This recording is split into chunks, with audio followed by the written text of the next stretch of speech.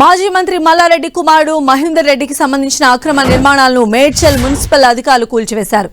Medchal depot ఎదురుగా జాతీయ రహదారి పక్కన ఉన్న మహేందర్ రెడ్డికి చెందిన షెడ్లను అధికారులు తొలగించారు. ఎలాంటి అనుమతులు లేకుండా రేకుల షెడ్లు నిర్మించారని అధికారులు తెలిపారు. స్థానిక కాంగ్రెస్ నేత ఫిర్యాదు చేయడంతోనే షెడ్లను కూల్చివేసినట్లు సమాచారం. మరిన్ని అప్డేట్స్ మా ప్రతినిధి సునీల్ మనకు అందిస్తారు. సునీల్, మేడ్చల్ జిల్లా మున్సిపల్ పరిధిలో ఉన్నటువంటి ఈ అక్రమ నిర్మాణాలను అటు మున్సిపల్ శాఖ అధికారులు కూల్చివేతలు ప్రారంభించారు. ఇందులో ప్రధానంగా మేడ్చల్ మున్సిపల్ పరిధిలో ఉన్నటువంటి జాతీయ రహదారి పక్కనే ఉన్నటువంటి అక్రమ షెడ్లకు ఎలాంటి అనుమతులు లేవని కాంగ్రెస్ నేతలు ఇచ్చినటువంటి ఫిర్యాదు మేరకు ఈ రోజు మున్సిపల్ శాఖ అధికారులు ఉదయం పూట అక్కడ చేరుకొని అక్రమ నిర్మాణాలు మొత్తం కూడా కూల్చివేశారు. అయితే అక్రమ నిర్మాణాలు చేపట్టింది మాజీ మంత్రి మల్లారెడ్డి కుమారుడు మహేందర్ రెడ్డి షెడ్ గా అయితే అధికారులు గుర్తించారు.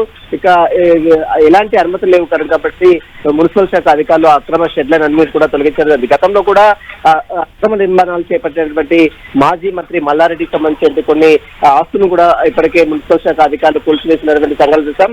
తాజాగా జాతీయ రహదారి పక్కన ఉన్నటువంటి అక్రమ షెడ్లను మొత్తం కూడా ఈ రోజు మున్సిపల్ శాఖ అధికారులు కూల్చివేశారు. ఎక్కడ అక్రమ నిర్మాణాలు చేపట్టినప్పుడు కూడా ఖచ్చితంగా చర్యలు తీసుకుంటాము, ఎవరైనా తమకు ఫిర్యాదు చేయొచ్చని కూడా మున్సిపల్ శాఖ అధికారులు చెప్పిన పరిస్థితి మాత్రం కనబడుతుంది.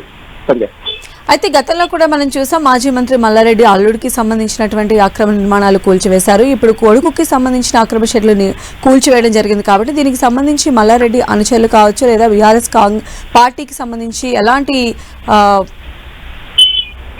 యాంగిల్ బయటకు వస్తుంది, వాళ్ళు ఏం చర్చించుకుంటున్నారు? వాళ్ళు ఒకటే చెప్తున్నారు, ఇదంతా కూడా రాజకీయ కక్ష సాధింపు చర్యలు భాగంగానే తమని టార్గెట్ చేసుకొని ఇదంతా కూడా కాంగ్రెస్ నేతలు నిర్మాణాలు మొత్తం కూడా కూల్చివేస్తున్నారు. దానికి సంబంధించిన అనుమతులు అన్ని కూడా తీసుకున్నాము, కానీ ఇప్పుడు నిర్మాణాలకు అనుమతులు ఇవ్వని అక్రమంగా తొలగించడం పట్ల మాజీ మంత్రి మల్లారెడ్డి కూడా గతంలో మాట్లాడే తీరు కూడా మనం చూస్తాం. కానీ ఇప్పుడు జరిగినటువంటి సంఘటనకు సంబంధించి దాంట్లో కూడా ఇప్పటివరకైతే ఎవరు కూడా స్పందించలేదు. మరి దీనికి సంబంధించి మహేందర్ రెడ్డి మాజీ మంత్రి మల్లారెడ్డి కొడుకు మహేందర్ రెడ్డి మాట్లాడతారా లేదా అనేది చూడాల్సిందని చెప్పవచ్చు. సంధ్య.